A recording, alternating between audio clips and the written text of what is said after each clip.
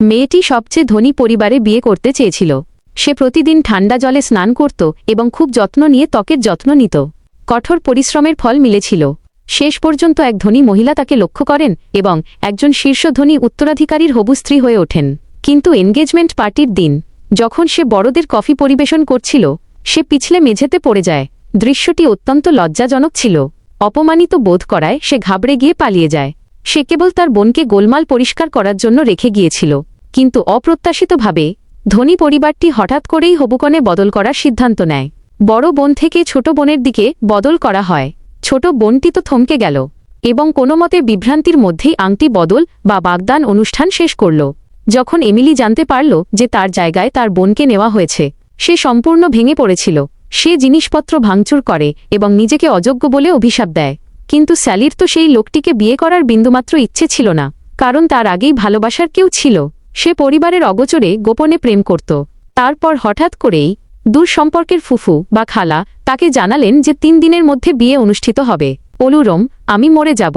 দে এভলেন মেম কিমসে জোরলায়ামাস বেনি ওগলুম সানানে কি সেন্নে এদিন, আমি বিয়ে করব না। কেউ আমাকে বাধ্য করতে পারবে না। হে আমার ছেলে, তোমার কি সমস্যা? মেয়ে, তুমি কি করছো? এ কথা শুনে তাদের বাবা রাগে ফেটে পড়লেন। তিনি স্যালির চুলে ধরে টান দিলেন এবং তাকে টেনে হিঁচড়ে ক্ষমতাধর রস পরিবারের কাছে নিয়ে যাওয়ার জন্য বের করলেন। তিনি তার সমস্ত সঞ্চয় খালি করে ফেলেছিলেন। যেভাবেই হোক এই বিয়েটা হতেই হবে। ক্ষিপ্ত হয়ে তিনি স্যালিকে সংশোধনের জন্য বেসমেন্টে নিচতলায় বন্ধ করে রাখলেন। কিন্তু পরের দিন সকালেই তিনি হঠাৎ লোকজনকে নির্দেশ দিলেন তাকে বের করে আনতে। স্যালি ভেবেছিল তার বাবার মন গলেছে, কিন্তু যখন সে তার মার কাছে জিজ্ঞেস করল, সে জানতে পারল যে রস পরিবার বিয়ের তারিখ আরও এগিয়ে দিয়েছে। স্যালি তৎক্ষণাৎ ভেঙে পড়ল। সে কেঁদে তার মাকে বাঁচানোর আকুতি জানাল। সে বিয়ে করতে চায় না এবং সে চায় না তার বোন আর কোনো কষ্ট পাক। কিন্তু তার ভীতু মা কোনো কিছু করার সাহস পেলেন না। বাবা স্যালিকে ভদ্রভাবে থাকতে এবং বিয়ের জন্য প্রস্তুত হতে বললেন। মায়ের চলে যাওয়া দেখে স্যালি বিলাপ করে কাঁদতে লাগল। সে অবশেষে বুঝতে পারল এই বাড়ির কেউ তাকে বাঁচাতে পারবে না। বাড়ি থেকে যাওয়ার আগে সে তার বোনকে সান্ত্বনা দিতে গেল। সেখানে গিয়ে সে দেখল তার প্রেমিক 100 বারের বেশি ফোন করেছে। ঠিক সেই মুহূর্তে তার মাথায় একটা পাগল পাড়া বুদ্ধি এলো। শীঘ্রই বর এসে পৌঁছাল। হার্ট নিজে তাকে নিতে এলো। তারা বিয়ের ছবি তুলতে গেল এবং এমনকি বিয়ের আগে স্বাস্থ্য পরীক্ষাও করালো। কিন্তু হার্টের প্লেবয়সুলভ মিষ্টি কথা ধীরে ধীরে স্যালির ধৈর্য কমিয়ে দিল। এমনকি রক্ত নেওয়ার সময়ও সে স্যালির হাত ধরতে বলল, আমি বলছি আমি ভয় পাচ্ছি। তাছাড়া আমরা তো সুখে দুঃখে স্বামী স্ত্রী হয়েই গেছি, তাই না? এরপরেই হার্ট গোপনে তার প্রেমিকার কাছে ফোন করল। লিসা। আবারও লিসা বিয়েটা আটকাতে পারল না, কিন্তু সে নিজের চোখে তা দেখতে সিদ্ধান্ত নিল। মেডিকেল চেকআপের পর স্যালি অজ্ঞান হওয়ার ভান করল। সে এই সুযোগে প্রেমিক কার্লের সাথে দেখা করতে একটি পার্কে পালিয়ে গেল। কার্ল কিছুতেই বুঝতে পারছিল না কেন সে একটি সাজানো বিয়ে মেনে নিল। স্যালি তাকে সব খুলে বলল এবং একসাথে পালিয়ে যাওয়ার প্রস্তাব দিল। কিন্তু কার্ল দ্বিধায় পড়ে গেল। সে বাস্তবতার মুখোমুখি হতে ভয় পাচ্ছিল। সেই মুহূর্তে স্যালি পরিষ্কার বুঝতে পারল কার্ল কতটা কাপুরুষ। তার হৃদয়ের শেষ আশার প্রদীপও নিভে গেল। সে কাঁদতে কাঁদতে বাড়ি ফিরে এলো। তার বোন তাকে সান্ত্বনা দিতে ছুটে এলো। যখন সে জানতে পারল কার্ল একজন কাপুরুষ, এমিলিও তার সাথে যোগ দিয়ে কার্লকে গালমন্দ করল। 2 বোনের মধ্যকার ভুল বোঝাবুঝির অবসান ঘটল। তাদের সম্পর্ক আবার জোড়া লাগল। এমিলি বিষয়টিকে মেনে নিল। সে স্যালিকে বিয়েটি মেনে নিতে বলল। অন্তত ধনী পরিবারে বিয়ে করার অর্থ হল আর দারিদ্র্য বা কষ্ট সহ্য করতে হবে না। শীঘ্রই বিয়ের দিন চলে এলো। বড় ফুফু বা খালা স্যালিকে একটি রুমে ডাকলেন। তিনি সারা জীবন ধরে সযত্নে রাখা একটি হার বের করে দিলেন। তিনি স্যালিকে বললেন, যদি কোনোদিন তুমি রস পরিবারে বিপদে পড়ো, এই হারটি পরে প্রধানকর্তার সাথে দেখা করো। স্যালি জানত না যে এই হারটি একদিন তার জীবন বাঁচাবে। এরপর সে তার সাদা রঙের বিয়ের গাউন পরে নিল। বরের জন্য চুপচাপ অপেক্ষা করতে লাগল। ঘর থেকে বের হওয়ার আগে 2 বোন একে অপরকে শক্ত করে জড়িয়ে ধরল। কেউ জানত না যে এই বিদায় তাদের জীবন চিরতরে বদলে দেবে। বিয়েটি অনুষ্ঠিত হল রস পরিবারের প্রাসাদের ওপরের তলায়। এমিলি লুকিয়ে লুকিয়ে দেখল এবং খুব জোরে কেঁদে ফেলল। সেই সুখের দিকে তাকিয়ে রইল যা আসলে তারই হওয়ার কথা ছিল। সেই রাতে স্যালি রস পরিবারের সাথে একটি হোটেলে গেল। সে ধীরে ধীরে এবং ভারী পায়ে হেঁটে চলল। কাঁপতে কাঁপতে রুমে প্রবেশ করল এবং অবশেষে একজন বিলিয়নেয়ারের কোণে হওয়াটা মেনে নিল। কিন্তু হার্ট যে চমক বা সারপ্রাইজ প্রস্তুত করেছিল তা দেখে সে একেবারে জমে গেল, থতমত খেয়ে গেল। গানের কথা, fusion in my eyes cause in me, আমার চোখে মুগ্ধতা কারণ আমার মাঝে। গানের কথা, দো ইউ আর ডেড টুনাইট, যদিও আজ রাতে তুমি মৃত। ভেতরে অন্য এক অপরিচিত নারী ছিল। আর সেই মুহূর্তে হার্টের সব মিথ্যা ধরা পড়ে গেল। দেখা গেল হার্টকেও তার পরিবার এই বিয়েতে বাধ্য করেছিল। চাপের মুখে সে প্রতিবাদ করার সাহস পায়নি, তাই সে স্যালির যত্ন নেওয়ার ভান করেছিল। এখন সে তার প্রাক্তন প্রেমিকা লিসাকে স্যালির সাথে পরিচয় করিয়ে দিল এবং তাকে গোপন কথাটি লুকিয়ে রাখতে বলল, যাতে বিয়ের পর তারা আলাদা জীবনযাপন করতে পারে। সম্পূর্ণ প্রতারিত বোধ করে স্যালি রাগে ফেটে পড়ল। সে তাকে সজোরে চড় মারল। তারপর বাথরুমে ছুটে গেল, দরজা বন্ধ করে খুব কান্নাকাটি করল। সে কখনো কল্পনাও করেনি হার্টের ভালোবাসা সব ভুয়া ছিল। সেই বিলাসবহুল প্রাসাদে স্যালি বাথটবের সাথে হেলান দিয়ে বসল, চোখ শূন্য, সব আশা হারিয়ে গেছে। বাইরে হাসির শব্দ শোনা গেল, যেন মধ্যরাত পর্যন্ত পৃথিবী তাকে ভুলেই গেছে। হঠাৎ এক জোরালো শব্দে তার ঘুম ভেঙে গেল। সে সাবধানে বাথরুম থেকে বের হল এবং দেখল হার্ট মেঝেতে অজ্ঞান হয়ে পড়ে আছে। স্যালি দ্রুত সাহায্যের জন্য ডাকল এবং জানতে পারল তার রক্তে শর্করার মাত্রা অনেক কমে গেছে। সে একটি ক্যান্ডি নিয়ে তার মুখে গুজে দিল। শীঘ্রই হার্টের দেহরক্ষী মেশন ছুটে এলো। সে ইতিমধ্যে অ্যাম্বুলেন্স ডেকেছে এবং হার্টের বাবা মাকে জানিয়ে দিয়েছে। তখন তাদের হঠাৎ মনে পড়ল লিসা এখনও অজ্ঞান হয়ে পড়ে আছে। রস পরিবার যাতে জানতে না পারে সেজন্য বিছানায় মদ্যপ অবস্থায় পড়ে আছে। মেশন দ্রুত লিসাকে কোলে করে নিয়ে গিয়ে লুকিয়ে ফেলল। তাই তাদের বিয়ের রাতে হার্টকে হাসপাতালে নিয়ে যাওয়া হলো। সবাই চলে যাওয়ার পর স্যালি অবশেষে ধাক্কা কাটিয়ে শান্ত হল। সে খালি ঘরে একা বসে জোরে জোরে কেঁদে উঠল। হার্টের সত্যিই কিছু হয়ে গেলে সে নিজেকে রক্ষা করতে পারত না। সৌভাগ্যবশত উদ্ধারের পর হার্ট বিপদমুক্ত হল এবং ডাক্তার পরিবারকে বললেন যে ক্যান্ডিটি তার জীবন বাঁচিয়েছে। স্যালি তার ছেলেকে বাঁচিয়েছে জেনে হার্টের মা কৃতজ্ঞ বোধ করলেন এবং তার পুত্রবধূকে আরও বেশি পছন্দ করতে শুরু করলেন। এরপর থেকে স্যালি এবং হার্ট একটি চুক্তি করল, তারা ভুয়া দম্পতি হিসেবে থাকবে, ওপর থেকে শান্ত দেখাবে এবং একে অপরের কাজে হস্তক্ষেপ করবে না। কি হলো? কেন অবাক হলে? মাত্র কয়েক ঘন্টা আগেই তো তুমি বিয়ে করতে চাওনি, জানি বলছিলে। এখন কি হলো?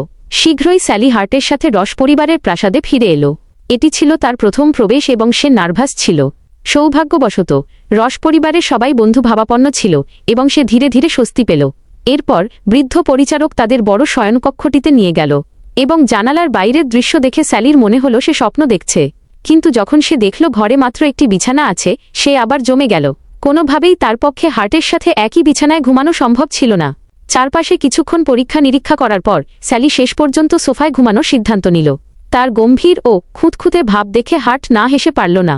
ওদিকে বাড়িতে ফিরে এমিলির অবস্থা ভালো ছিল না। সে তার বোন ধনী পরিবারে বিয়ে করায় ঈর্ষান্বিত ছিল, কিন্তু সেই সাথে ভয়ও পাচ্ছিল যে সে হয়তো কখনোই বিয়ে করতে পারবে না। তার খাওয়ার রুচি চলে গিয়েছিল এবং সে প্রতিদিন মনমরা থাকত, যতক্ষণ না তার মা তাকে বললেন যে একজন ঘটক আসবেন এবং সে আবার হাসল। রাত নামতেই রসপ্রাসাদে শুরু হলো রাতের খাবারের সময়। স্যালি নার্ভাস হয়ে সবার সাথে মূল টেবিলের দিকে গেল। ছোটবেলা থেকেই তার বাবা তার সাথে ঝি চাকরদের মতো আচরণ করতেন। সে কখনো কল্পনাও করেনি যে সে একদিন সেখানে বসবে। সবাই তার জড়তা লক্ষ্য করল এবং তাকে আলতো করে দাঁড়িয়ে পড়ার কথা মনে করিয়ে দিল এবং দাদা আসার পর তাকে অভিবাদন জানালো। যখন রস পরিবারের প্রধান উপস্থিত হলেন, পুরো ডাইনিং রুম চুপ হয়ে গেল। হার্ট তাকে অভ্যর্থনা জানাতে এগিয়ে গেল। স্যালিও হ্যালো বলার জন্য দ্রুত অনুসরণ করল, কিন্তু সেই বৃদ্ধ মানুষটির শক্তিশালী উপস্থিতি তাকে এতটাই ভীতিপ্রদ করে তুলল যে সে মাথা তুলে তাকাতেও ভয় পাচ্ছিল। আমি তোমাকে ভালোবাসি, মাথা উঁচু করে রাখো, তুমি ভীরুদের বধূ, তোমার মাথা যেন কখনো নিচু না হয়। তবুও মনে হচ্ছিল গ্র্যান্ডফাদার রস তার নতুন নাতনিকে নিয়ে বেশ সন্তুষ্ট ছিলেন। অথচ এই শান্ত দেখতে পরিবারের আড়ালে অন্ধকার সব গোপনীয়তা নীরবে দানা বাঁধছিল। একই সময়ে স্যালির প্রাক্তন প্রেমিক কার্ল তাদের বিচ্ছেদ নিয়ে আফসোস করতে শুরু করল এবং সে শপথ নিল যারা তাদের আলাদা করেছে তাদের চড়া মূল্য সে চোকাবে। পরের দিন সকালে স্যালির ঘুম ভাঙল সোফায়। তার পুরো শরীর ব্যথায় অবশ এবং ঘাড় শক্ত হয়ে গিয়েছিল। সে তার পরিবারকে ফোন করতে চেয়েছিল, কিন্তু তার ফোনের চার্জ ছিল না। তাই সে অপ্রত্যাশিতভাবে গোপনে হার্টের চার্জারটি ধার নিল। হার্টের ঘুম ভাঙতেই সে তাকে নিয়ে ঠাট্টা শুরু করল। ওহে আমার ভালোবাসা, শুভ সকাল। আবার শুরু হলো। সে একটু ঘনিষ্ঠ হওয়ার চেষ্টা করে কাছাকাছি এগিয়ে এলো, কিন্তু স্যালি দ্রুত পেছনে সরে গেল এবং এর মধ্যে নিরাপদ দূরত্ব বজায় রাখল। ওদিকে এমিলির বাড়িতে ঘটক এসে পৌঁছালো এবং বাগদান ভেঙে যাওয়ার খারাপ খবরটি নিয়ে এলো। ততক্ষণে শহরে গুঞ্জন ছড়িয়ে পড়েছিল এবং এখন কেউ আর এমিলিকে বিয়ের প্রস্তাব দেওয়ার সাহস পাচ্ছে না। শুধু মেয়ে হওয়ার কারণে ছোটবেলা থেকেই তার বাবা তাকে একজন ঝি বা চাকরের মতো আচরণ করত। প্রতিদিন সে রান্না করত, কাপড় ধৌত করত এবং ঘর মুছত। বাবার মেজাজ যখনই খারাপ থাকত তখন কাজের যেন আর শেষ হতো না। সে তার ওপর রাগ ঝাড়ত, কিন্তু কে ভেবেছিল বিয়ের পর সে এমন এক ক্ষমতাধর পরিবারের আদুরে বউ হয়ে উঠবে যেখানে রস পরিবারে স্যালিকে সাদর অভ্যর্থনা জানানো হয়। দাদু নিজ হাতে তার আঙুলে রত্নখচিত আংটি পরিয়ে দেন, যা ছিল পারিবারিক মর্যাদার প্রতীক। তার খালা তাকে একটি অমূল্য হীরের হার উপহার দেন। তার শ্বশুর তাকে লক্ষাধিক মূল্যের একটি লিমিটেড এডিশনের বিলাসবহুল গাড়ি দেন। তার দেবর ও তার স্ত্রী একটি জেমস্টোনের গহনার সেট উপহার দেন, যা ঠাকুরমার রেখে যাওয়া। আরেক খালা তাকে একজোড়া অনন্য ব্রোচ উপহার দেন, অন্য টুকরোটি ননদের কাছে ছিল, আর এটি স্যালিকে স্বাগতম উপহার হিসেবে দেওয়া হয়েছিল। উপহারগুলো দেখে স্যালির চোখ আবেগে লাল হয়ে গেল। সে কখনো কল্পনাও করেনি যে একদিন তাকে এমন মূল্যায়ন করা হবে। এদিকে তার বোন এমিলির ভাগ্য ততটা ভালো ছিল না। তার বাগদান ভেঙে যাওয়ার খবর পুরো শহরে ছড়িয়ে পড়েছিল। সর্বত্র গুঞ্জন ছড়িয়ে পড়েছিল, এখন কেউ বিয়ের প্রস্তাব করার সাহস পেত না। তাদের বাবা অপমানিত ও ক্ষিপ্ত হয়ে রাগে এমিলির ওপর চড়াও হন। এদিকে রস ম্যানশনে ফিরে স্যালি চারপাশটা চিনে নিতে বুড়ো বাটলারের সাথে সাথে গেল। চাকর বাকর সবাই তার সাথে খুব ভালো ব্যবহার করেছিল, শুধু একজন কাজের মেয়ে ছাড়া, যে একবারের জন্যও হাসেনি। একদিন স্যালি সেই কাজের মেয়ের বাচ্চার সাথে খেলছিল, কিন্তু কাজের মেয়েটি হঠাৎ তার ওপর চেঁচিয়ে ওঠে, সবার সামনে তাকে তার ছেলের থেকে দূরে থাকতে বলে। ঠিক তখনই হার্ট পাশ দিয়ে হেঁটে যাওয়ার সময় সব দেখতে পায়। সে সাথে সাথে কাজের মেয়েটিকে স্যালির কাছে ক্ষমা চাইতে বলে। বাচ্চাটিকে ভয় দেখাতে না চেয়ে স্যালি হার্টকে সেখানে কোনো ঝামেলা না করার জন্য অনুরোধ করল। কিন্তু হার্ট বরফের মতো ঠান্ডা কণ্ঠে সামনে এগিয়ে এলো, স্যালি এই বাড়ির অন্যতম একজন মালিক, তুমি বাকি সবার সাথে যেমন ব্যবহার করো তার সাথেও ঠিক তেমনটাই করো। আমি দুঃখিত। সেই কথাগুলোর সাথে সাথে তাদের দুজনের মধ্যে আগুন জ্বালিয়ে দিল। স্যালির মনে হলো হার্ট অতিরিক্ত করা হচ্ছে। তারা ঘটনাস্থলেই তর্কে জড়িয়ে পড়ল। হার্ট কোনো পাল্টা জবাব দিল না। সে শুধু চুপচাপ তার হাতে একটি নতুন ফোন তুলে দিল। অপরাধবোধ ও উষ্ণতার মিশ্র অনুভবে স্যালি যেন স্থবির হয়ে গেল। সে বুঝতে পারল হার্ট এটি কিনেছে, কারণ সে শুনেছিল স্যালির পুরনো ফোনটি ভেঙে গেছে। যখন হার্ট বাথরুম থেকে বের হল, স্যালি তাকে ধন্যবাদ দেওয়ার পরিকল্পনা করল, কিন্তু তার বেপরোয়া আচরণ স্যালিকে আবারও রাগান্বিত করে তুলল। তখন সে ব্যাপারটি আরও বাড়িয়ে দিল। সে সবার সামনে তার ছোট ঝুলন্ত পোশাকটি টেনে ধরল। স্যালি লাফিয়ে উঠে চিৎকার করে উঠল, কেউ এই পাগলামি করা লোকটাকে এখান থেকে সরাও। সেই রাতে দাদু হার্টকে একটি কাজ দিলেন, তাকে একটি গহনার ডিজাইনের ড্রয়িং কপি করে জমা দিতে হবে। পরের দিন সকালে হার্টের সারারাত জেগে ড্রয়িং করা ছাড়া আর কোনো উপায় ছিল না। সেই হাসিখুশি ধনী ছেলেটি হঠাৎ গম্ভীর হয়ে গেল। এবার স্যালি তার কাণ্ড দেখে না হেসে পারল না।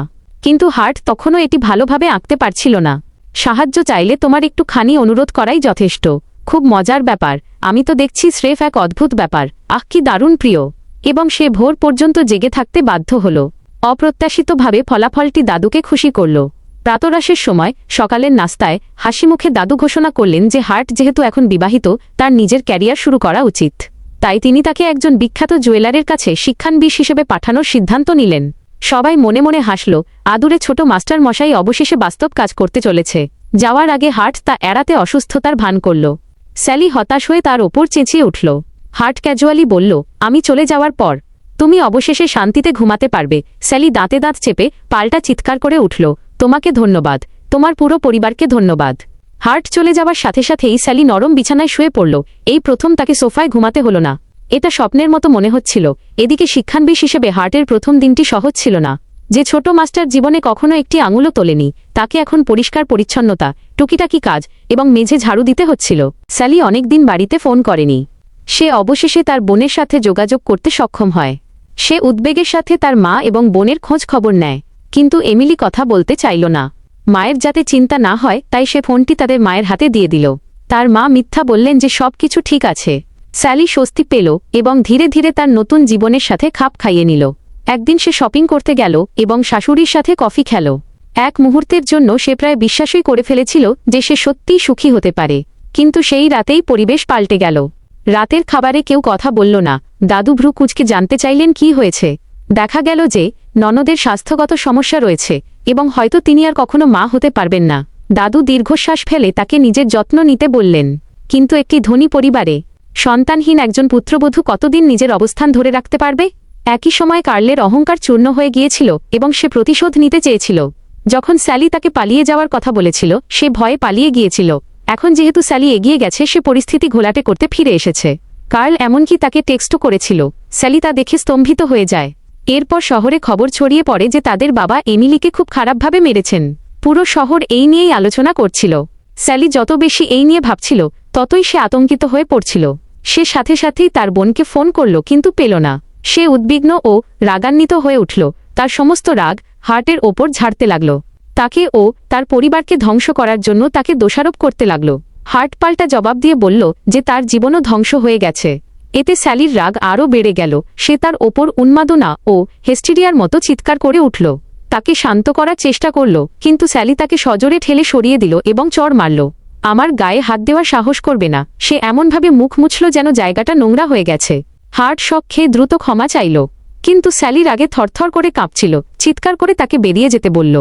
যখন সে যথেষ্ট দ্রুত সরে গেল না, সে এক গ্লাস পানি তুলে তার দিকে ছুঁড়ে মারল। হার্টকে রুম থেকে বের করে দেওয়া হলো। সে একা একা সুইমিং পুলের পাড়ে হেঁটে গেল, যেখানে আগে সেই কাজের মেয়ের সাথে তার দেখা হয়ে গেল। মন খারাপ থাকায় সে কিছুটা কথাবার্তা বলল, কিন্তু কাজের মেয়েটি ভুল বুঝে অতিরিক্ত ঘনিষ্ঠ হওয়ার চেষ্টা করল। বিরক্ত হয়ে হার্ট তাকে ঠেলে সরিয়ে দিল এবং পেছনে ফিরে না তাকিয়ে চলে গেল।